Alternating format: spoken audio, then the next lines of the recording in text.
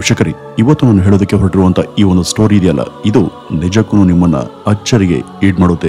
ಏಕೆಂದ್ರೆ ಇದೊಂಥರ ವಿಚಿತ್ರದಲ್ಲಿ ವಿಚಿತ್ರವಾದಂತ ಪ್ರಕರಣ. ಅಂತದೇನಪ್ಪ ಅಂತೀರಾ ವೀಕ್ಷಕರೇ, ಹೋಟೆಲ್ನಲ್ಲಿ ಒಬ್ಬ ವ್ಯಕ್ತಿ ಊಟ ಮಾಡ್ತಿದ್ದ. ಅಷ್ಟರಲ್ಲಿ ಒಬ್ಬ ಹೆಂಗಸು ಆ ಹೋಟೆಲ್ನ ಒಳಗೆ ಬಂದಿದ್ಲು.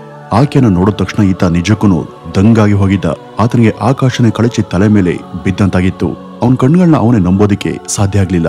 ಆಕೆಯನ್ನ ಹತ್ತಿರದಿಂದ ನೋಡಿ ಮಾತಾಡಿಸಿ ಕನ್ಫರ್ಮ್ ಮಾಡ್ಕೊಳ್ಬೇಕು ಅಂತ ಅನ್ಸಿ ಆತ ಊಟವನ್ನ ಅರ್ಧಕ್ಕೆ ಬಿಟ್ಟು ಆ ಹೋಟೆಲ್ನ ಮಾಲೀಕನ ಹತ್ರ ಹೋಗಿ, ದಯವಿಟ್ಟು ನನಗೆ ಸ್ವಲ್ಪ ಸಮಯದವರೆಗೂ ಈ ಹೋಟೆಲ್ನ ವೇಟರ್ ಆಗಿ ಕೆಲಸ ಮಾಡೋದಕ್ಕೆ ಅವಕಾಶ ಕೊಡಿ ಅಂತ ಕೇಳ್ಕೊಂಡಿದ್ದ. ಆದ್ರೆ ಇದಕ್ಕೆ ಆ ಹೋಟೆಲ್ನ ಮಾಲೀಕ ಒಪ್ಲಿಲ್ಲ.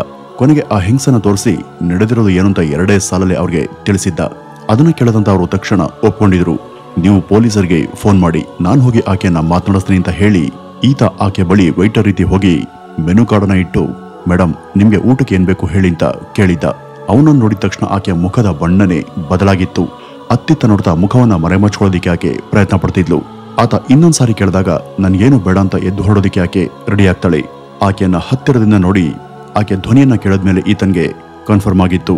ಆದ್ರೆ ಆಕೆ ಹೋಟೆಲ್ನ ಹೊರಗೆ ಹೋಗೋದಕ್ಕೆ ಶುರು ಮಾಡಿದಾಗ ತಕ್ಷಣ ಆತ ಓಡ್ ಹೋಗಿ ಹೋಟೆಲ್ನ ಬಾಗ್ಲನ್ನ ಹಾಕಿ, ನೀನು ಎಲ್ಲೂ ಕೂಡ ಹೋಗೋ ಆಗಿಲ್ಲ, ಇಲ್ಲೇ ಇರ್ಬೇಕು ಅಂತ ಹೇಳಿದ್ದ. ಆಕೆ ಆ ಹೋಟೆಲ್ನ ಮಾಲೀಕನ ಜೊತೆ ವಾದಕ್ಕಿಳಿದು ರಂಪಾಟವನ್ನ ಮಾಡ್ತಿರುವಾಗಲೇ ಪೊಲೀಸರು ಅಲ್ಲಿಗೆ ಬಂದಿದ್ರು.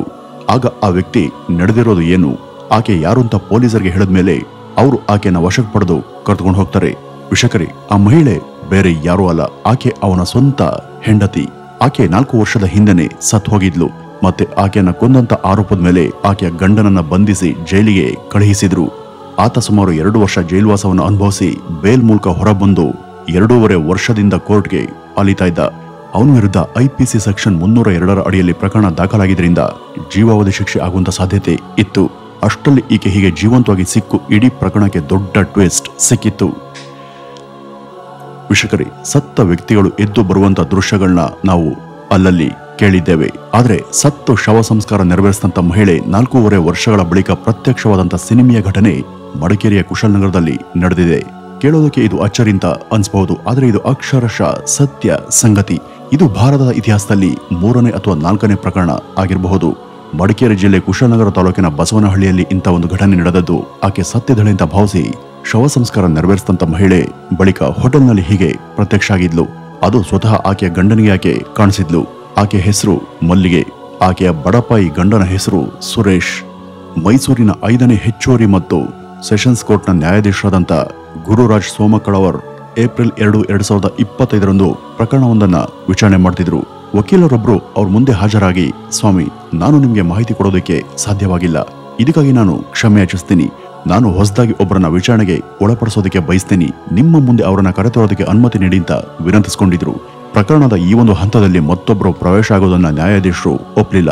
ನಾನು ಕರ್ಕೊಂಡ್ಬರ್ತಿರುವಂತ ಈ ವ್ಯಕ್ತಿ ಇದ್ದಕ್ಕಿದ್ದಂತೆ ಸಿಕ್ಕಿದ್ದಾರೆ, ಅದಕ್ಕಾಗಿಯೇ ತಮಗೆ ತಿಳಿಸೋದಿಕ್ಕೆ ಸಮಯ ಇರಲಿಲ್ಲ. ಅವರನ್ನ ನಿಮ್ಮ ನ್ಯಾಯಾಲಯಕ್ಕೆ ಹಾಜರುಪಡಿಸ್ತಾ ಇದ್ರೆ ಇದು ನಿಜಕ್ಕೂ ಒಂದು ದೊಡ್ಡ ಎಡವಟ್ಟಾಗುತ್ತೆ ಅಂತ ವಕೀಲರು ವಿವರಿಸಿದ ಮೇಲೆ ನ್ಯಾಯಾಧೀಶರು ಅವರನ್ನ ಹಾಜರುಪಡಿಸೋದಕ್ಕೆ ಕೇಳಿದ್ರು. ಆಗ ಆ ಮಹಿಳೆನ ಕರೆತಂದು ಕಟಕಟೆಯಲ್ಲಿ ನಿಲ್ಲಿಸಲಾಯಿತು. ನಿನ್ನ ಹೆಸರೇನು ಅಂತ ಕೇಳಿದಾಗ ಆಕೆ ಮೊದಲು ತಡವರಿಸಿದಳಾದ್ರೂ ವಕೀಲರು ದಬಾಯಿಸಿದ ಮೇಲೆ ಮಲ್ಲಿಗೆ ಅಂತ ಹೇಳಿದ್ಲು. ನಿನ್ನ ಗಂಡನ ಹೆಸರೇನು ಅಂತ ಕೇಳಿದಾಗ ಆಕೆ ಸುರೇಶ್ ಅಂತ ಹೇಳಿದ್ಲು. ಆಗ ನಿಜಕ್ಕೂ ದಂಗಾಗುವಂತ ಸರದಿ ಈ ನ್ಯಾಯಾಧೀಶರದು ಆಗಿತ್ತು. ಅವರು ಮತ್ತೊಮ್ಮೆ ಖಚಿತಪಡಿಸಿಕೊಳ್ಳೋದಕ್ಕೆ ಅಲ್ಲಿ ಎದುರುಗಡೆ ನಿಂತಿದ್ದಾನಲ್ಲ ಆತನೇ ನಿನ್ನ ಗಂಡನ ಅಂತ ಕೇಳಿದ್ರು.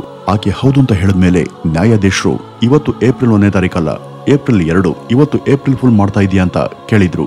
ಆಗ ವಕೀಲರು, ಸ್ವಾಮಿ, ಆಕೆ ಫೋನ್ ಮಾಡ್ತಿಲ್ಲ, ಆಕೆ ಹೇಳ್ತಿರೋದು ಸಂಪೂರ್ಣ ಸತ್ಯ ಅಂತ ಹೇಳಿದ್ರು. ನ್ಯಾಯಾಧೀಶರು ಆಗ ನಿಜಕ್ಕೂ ಆಶ್ಚರ್ಯಚಕಿತರಾಗ್ತಾರೆ. ಯಾಕೆಂದ್ರೆ 4 ವರ್ಷದ ಹಿಂದೆ ಆಕೆ ಸತ್ತಿದ್ಲು, ಅವಳನ್ನ ಕೊಲೆ ಮಾಡಲಾಗಿತ್ತು, ಅವಳ ಅಂತ್ಯ ಸಂಸ್ಕಾರವನ್ನು ಕೂಡ ನೆರವೇರಿಸಲಾಗಿತ್ತು. ಆದ್ರೆ ಈಗ ಈ ಮಹಿಳೆ ಹೇಗೆ ಜೀವಂತವಾಗಿ ಬಂದ್ಲು ಅಂತ ಅವರು ಯೋಚಿಸ್ತಾ ಇದ್ರು. ಆಗ್ಲೇ ನೋಡಿ ಅಸಲಿ ಕತೆ ಹೊರಬರೋದು. ವಾಸ್ತವವಾಗಿ ಮಲ್ಲಿಗೆ ಪತಿ ಸುರೇಶ್ ಬಸವನಹಳ್ಳಿಯ ನಿವಾಸಿಯಾಗಿದ್ದು ಅವರದ್ದು ಜೇನು ಕುರುಬ ಆದಿವಾಸಿ ಸಮುದಾಯದ ಕುಟುಂಬ. ಅವರು 2001ರಲ್ಲಿ ಮಲ್ಲಿಗೆ ಎಂಬ ಮಹಿಳೆಯನ್ನ ಮದುವೆಯಾಗಿದ್ರು. ಜೀವನ ಹೇಗೋ ಚೆನ್ನಾಗಿ ನಡೀತಾ ಇತ್ತು. ಇಬ್ರು ಕೂಡ ಕೂಲಿ ಕೆಲಸವನ್ನ ಮಾಡ್ತಿದ್ರು. ಇಬ್ರು ಮುದ್ದಾದ ಮಕ್ಕಳು ಕೂಡ ಇದ್ರು. ನಿಧಾನವಾಗಿ ಸಮಯ ಕಳೆದು ಡಿಸೆಂಬರ್ 2020 ಬರುತ್ತೆ. ಆಗ ಮಲ್ಲಿಗೆ ಇದ್ದಕ್ಕಿದ್ದಂತೆ ಕಾಣೆಯಾಗ್ತಾಳೆ. ಅವಳ ಪತಿ ಸುರೇಶ್ ಅವಳನ್ನ ಎಲ್ಲಾ ಕಡೆ ಹುಡುಕ್ತಾರೆ. ಎಲ್ಲೂ ಕೂಡ ಆಕೆ ಪತ್ತೆಯಾಗದೇ ಇದ್ದಾಗ ಹತ್ತಿರದ ಕುಶಾಲನಗರ ಪೊಲೀಸ್ ಠಾಣೆಗೆ ಹೋಗಿ ಪತ್ನಿಯ ಮಿಸ್ಸಿಂಗ್ ಕಂಪ್ಲೇಂಟ್ ಅನ್ನ ಕೊಡ್ತಾರೆ. ಇವರು ಮೊದಲೇ ಆದಿವಾಸಿ ಸಮುದಾಯದವರು, ಕೂಲಿ ಮಾಡ್ಕೊಂಡು ಬದುಕೋರು. ಒತ್ತಡ ಏನು ಕೂಡ ಇರಲ್ಲ ಅಂತ ಅನ್ಕೊಂಡಂತ ಪೊಲೀಸರು ಆಕೆಯನ್ನ ಹುಡುಕಿದ ರೀತಿ ಸುಮ್ನೆ ಕೂರ್ತಾರೆ. ಆದರೆ ಇದ್ದಕ್ಕಿದ್ದಂತೆ ಮೈಸೂರು ಜಿಲ್ಲೆ ಬೆಟ್ಟದಪುರ ಠಾಣೆ ಪ್ರದೇಶದಲ್ಲಿ ಒಬ್ಬ ಮಹಿಳೆ ಶವ ಪತ್ತೆಯಾಗುತ್ತೆ. ಅಲ್ಲಿಂದ ಸುಮಾರು 100 ಕಿಲೋಮೀಟರ್ ದೂರದ ಈ ಒಂದು ಪೊಲೀಸ್ ಠಾಣೆಯಲ್ಲಿ ಮಹಿಳೆಯೊಬ್ಬಳ ನಾಪತ್ತೆಯ ದೂರು ದಾಖಲಾಗಿತ್ತು. ಪೊಲೀಸರು ಈ ಒಂದು ವಿಷಯದ ಬಗ್ಗೆ ತನಿಖೆ ನಡೆಸೋದಕ್ಕೆ ಕುಶಾಲನಗರ ಪೊಲೀಸ್ ಠಾಣೆಯನ್ನ ಸಂಪರ್ಕ ಮಾಡಿದ್ರು. ಅಲ್ಲಿಗೆ ಹೋದ ನಂತರ ಎಫ್ಐಆರ್ ದಾಖಲಿಸಿದಂತ ಸುರೇಶ್ ಅವರನ್ನ ವಿಚಾರಣೆಗೆ ಕರೆತರಲಾಯಿತು. ಮಹಿಳೆ ದೇಹದ ಮೇಲೆ ಸಿಕ್ಕಂತ ಬಟ್ಟೆಗಳು, ಬಳೆಗಳು ಮತ್ತು ಆಭರಣ, ಚಪ್ಪಲಿಗಳನ್ನ ತೋರಿಸಿ ಇವು ನಿನ್ನ ಹೆಂಡತಿಯವ ಅಂತ ಕೇಳ್ತಾರೆ. ಆದ್ರೆ ಮುಂದೆ ನಡೆದದ್ದೆಲ್ಲ ಬರೀ ಎಡವಟ್ಟುಗಳೇ ಹಾಗೂ ಒಬ್ಬ ವ್ಯಕ್ತಿ ಮತ್ತು ಆತನ ಇಡೀ ಕುಟುಂಬ ಯಾತನೆ ಅನುಭವಿಸಿದಂತ ಘಟನೆಗಳೇ ಆಗಿದ್ವು. ಈಗ ಪೊಲೀಸರಿಗೆ ಈ ಸುರೇಶ್ ಹೊರತುಪಡಿಸಿ ಬೇರೆ ಯಾವುದೇ ಶಂಕಿತ ಇರಲಿಲ್ಲ. ಹಾಗೆ ನೋಡಿದ್ರೆ ಅವರು ತನಿಖೆಯನ್ನೇ ಮಾಡಿರಲಿಲ್ಲ. ಕುಳಿತಲ್ಲೇ ಕೊಲೆಗಾರ ಯಾರು ಅಂತ ನಿರ್ಧರಿಸಿದ್ರು. ಪೊಲೀಸರು ಈ ಅಸ್ಥಿ ಪಂಜರವನ್ನ ಮರಣೋತ್ತರ ಪರೀಕ್ಷೆಗೆ ಕಳುಹಿಸಿದ್ರು. ಅದರ ಒಂದು ವರದಿ ಬಂದಾಗ ಯಾವುದೋ ಗಟ್ಟಿಯಾದಂತ ವಸ್ತುವಿನಿಂದ ಹೊಡೆದು ಈ ರೀತಿ ಮಾಡಲಾಗಿದೆ ಅಂತ ಬರೆದಿತ್ತು. ಪೊಲೀಸರು ತಡ ಮಾಡದೆ ಪತ್ನಿಯನ್ನ ನೀನೇ ಈ ರೀತಿ ಮಾಡಿ ಮಿಸ್ಸಿಂಗ್ ಕಂಪ್ಲೇಂಟ್ ಕೊಟ್ಟಿದ್ಯಾ ಅಂತ ಸುರೇಶ್ನನ್ನ ಬಂಧಿಸಿ ಜೈಲಿಗೆ ಕಳುಹಿಸಿದ್ರು. ಆತ ಸುಮಾರು 2 ವರ್ಷಗಳ ಕಾಲ ಜೈಲಲ್ಲಿದ್ದು ಇಲ್ಲಿ ಅವನ 2 ಮಕ್ಕಳು, ಅವನ ತಾಯಿ, ಅವನ ತಂದೆ ಎಲ್ಲರೂ ಕೂಡ ದಿಕ್ಕು ತಪ್ಪಿದಂತೆ ಆಗಿದ್ರು. ಹಲವು ಬಾರಿ ಜಾಮೀನಿಗಾಗಿ ಅರ್ಜಿಯನ್ನ ಸಲ್ಲಿಸಿದ್ರು ಕೂಡ ಪ್ರತಿ ಸಲ ಜಾಮೀನು ಅರ್ಜಿಯನ್ನ ತಿರಸ್ಕರಿಸಲಾಗಿತ್ತು. ಕೊನೆಗೆ 2 ವರ್ಷಗಳ ನಂತರ ಜಾಮೀನು ಸಿಕ್ಕಿತ್ತು. ಅವನು ಮಾಮೂಲಿಯಂತೆ ತನ್ನ ಕೆಲಸದಲ್ಲಿ ನಿರತನಾಗ್ತಾನೆ, ತನ್ನ ಮಕ್ಕಳನ್ನ ಸಾಕ್ತಾ ಇರ್ತಾನೆ. 2022ರ ಸೆಪ್ಟೆಂಬರ್ನಲ್ಲಿ ಈ ಪ್ರಕರಣ ಕೋರ್ಟ್ನಲ್ಲಿ ವಿಚಾರಣೆಗೆ ಬರುತ್ತೆ. ವಿಚಾರಣೆ ಇದ್ದಾಗೆಲ್ಲ ಸುರೇಶ್ ಕೋರ್ಟ್ಗೆ ಹಾಜರಾಗಬೇಕಿತ್ತು. ಪ್ರಕರಣದ ವಿಚಾರಣೆ ನಿರಂತರವಾಗಿ ನಡೀತಾ ಇತ್ತು. ಅಂತಿಮವಾಗಿ ಏಪ್ರಿಲ್ 1, 2025ರಂದು ಈ ಮಲ್ಲಿಗೆ ಎಂಬ ಮಹಿಳೆ ಹೋಟೆಲ್ನಲ್ಲಿ ಊಟ ಮಾಡೋದಕ್ಕೆ ಬಂದು ತನ್ನ ಗಂಡನ ಕೈಯಲ್ಲೇ ಸಿಕ್ಕಾಕೊಂಡಿದ್ದು.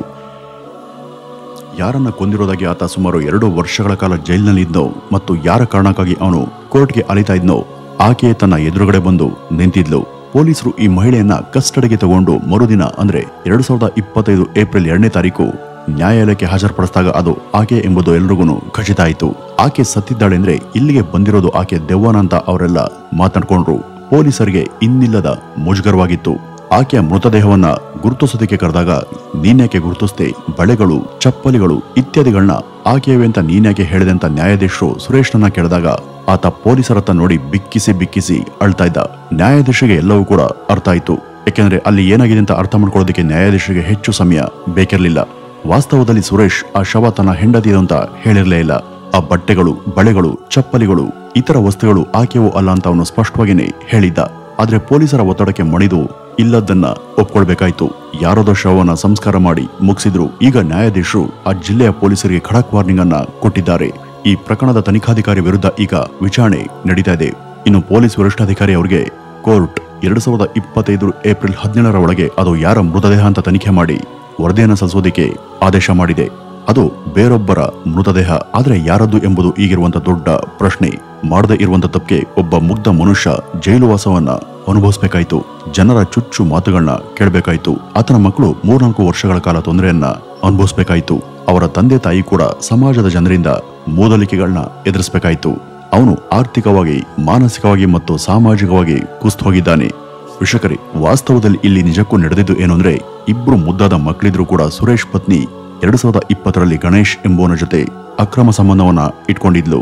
ಅವನ ಜೊತೆ ಬದುಕೋದಿಕ್ಕೆ ಆತನ ಜೊತೆ ಓಡ್ ಹೋಗಿದ್ಲು. ಮಿಸ್ಸಿಂಗ್ ಕಂಪ್ಲೇಂಟ್ ಕೊಡುವಾಗ ಸುರೇಶ್ ಕೂಡ ಗಣೇಶ್ ಹೆಸರನ್ನ ಹೇಳಿದ್ದ. ಆದ್ರೆ ಇದ್ಯಾವುದನ್ನು ಕೂಡ ತನಿಖೆ ಮಾಡದಂತ ಪೊಲೀಸರು ಸಿಕ್ಕ ಯಾರೋದೋ ಶವವನ್ನ ಆತನ ಪತ್ನಿಯದಂತೆ ಹೇಳಿ ಕಂಪ್ಲೇಂಟ್ ಕೊಟ್ಟವನನ್ನೇ ಕೊಲೆಗಾರನನ್ನಾಗಿ ಮಾಡಿ ಬಂಧಿಸಿ ಜೈಲಿಗೆ ಅಟ್ಟಿದ್ರು. ಜೈಲಿನಿಂದ ಬೇಲ್ ಮೂಲಕ ಹೊರಬಂದ ನಂತರ ತನ್ನ ತಂದೆ ತಾಯಿ 2 ಮಕ್ಕಳು ಮಾತ್ರವಲ್ಲದೆ ಮಲ್ಲಿಗೆ ತಾಯಿ ಗೌರಿ ಎಂಬುವರನ್ನು ಕೂಡ ಈತ ನೋಡ್ಕೊಳ್ತಿದ್ದ. ಈಗ ಆ ಮಲ್ಲಿಗೆಯ ತಾಯಿ ಕೂಡ ನನ್ನ ಅಳಿಯ ಪತ್ನಿಯನ್ನ ಕೊಲೆ ಮಾಡೋನಾಗಿದ್ರೆ ನನ್ನನ್ನ ಇಷ್ಟು ವರ್ಷ ಜವಾಬ್ದಾರಿಯಿಂದ ನೋಡ್ಕೊಳ್ತಿರ್ಲಿಲ್ಲ, ಆತ ನಿರಪರಾಧಿ ಅಂತ ಹೇಳಿದ್ದಾರೆ. ದುಡ್ಡಿಗೆ ಬೆಲೆ ಕೊಡದೆ ಪ್ರಕರಣದಲ್ಲಿ ಪರಿಣಾಮಕಾರಿಯಾಗಿ ವಾದಿಸಿದಂತ ವಕೀಲರಾದಂತ ಪಾಂಡು ಪೂಜಾರಿ ಅವರು ಹಾಗೂ ನ್ಯಾಯಾಧೀಶರು ಈ ವ್ಯಕ್ತಿಗೆ ನ್ಯಾಯವನ್ನ ದೊರಕಿಸಿಕೊಡೋದಕ್ಕೆ ಅತ್ಯಂತ ಕಟ್ಟುನಿಟ್ಟಾಗಿ ಪ್ರಯತ್ನವನ್ನ ಮಾಡ್ತಿದ್ದಾರೆ. ಯಾರಿಗೂ ಕೂಡ ಯಾವುದೇ ಮುಲಾಜನ್ನ ತೋರಿಸ್ತಿಲ್ಲ. ಸುರೇಶನ ತಂದೆ, ನನ್ನ ಮಗನ್ಗೆ 2 ವರ್ಷ ಜೈಲು ಶಿಕ್ಷೆಯನ್ನ ವಿಧಿಸಲಾಗಿತ್ತು, ಅವನಿಗೆ ತೊಂದರೆಯನ್ನ ಕೊಡಲಾಗಿತ್ತು, ದುಡಿಮೆ ಕೂಡ ಹಾಳಾಯಿತು. ಈಗ ಅವನಿಗೆ ಸರಿಯಾದ ಪರಿಹಾರ ಸಿಗಬೇಕು. ಇದರಲ್ಲಿ ಯಾರೇ ತಪ್ಪಿತಸ್ಥರಾಗಿದ್ರು ಕೂಡ ಪ್ರತಿಯೊಬ್ಬ ಆರೋಪಿಗೂ ಕಠಿಣ ಶಿಕ್ಷೆ ಆಗಬೇಕು ಅಂತ ವಿನಂತಿಸಿಕೊಂಡಿದ್ದಾರೆ. ಅವರ ವಿನಂತಿ ಸರಿಯಾಗೇ ಇದೆ.